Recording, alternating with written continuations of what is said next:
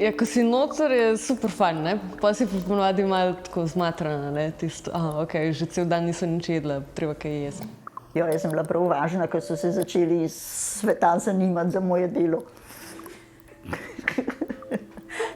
Danes, po tolikih letih, me še zmeraj zanima vsak fosil, ki je najden, vsaj iz moje ožje stroke.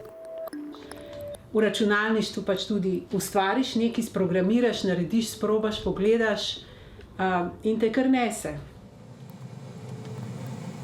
So pa leti, ki ti ostanejo v spominu. Zjutraj, ko še vsi spijo, pa si ti tle kje nad Alpami, pa čisto sveže zasnežene. Tako so lepi momenti.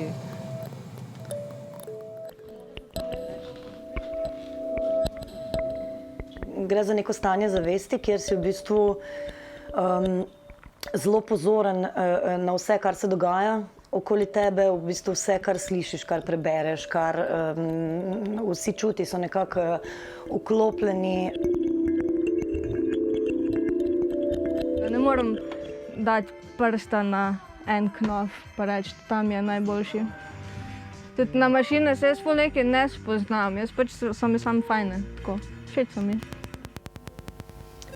Si tako zelo praktično, to pomeni, da me vedno ponovadi v pisarni zebe, ker sem pač edina punca v ekipi in pozitivno je pa to recimo, da na tehnoloških dogodkih pol ni vrste pred ženskim WC-jem kot kjerkoli drugje. Se mi zdi, da bi morali v bistvu upoštevati to, da smo si kot ljudje različni, ne? Da recimo med dvema moškima je lahko večja razlika kot med moškim in žensko.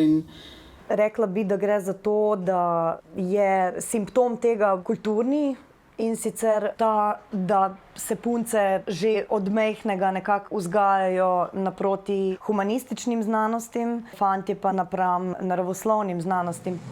Se velikokrat sprašujem, zakaj nas je tako malo, ampak se mi zdi, da smo tle zelo, zelo odzadaj. Mislim, da je mojo usodo zapečatila botra, ki mi je kupila prvi računalnik. Sicer ga je pripeljala iz Avstrije in bila je ena škatla in zraven so bile diskete in jaz nisem vedela, kaj s tem početi.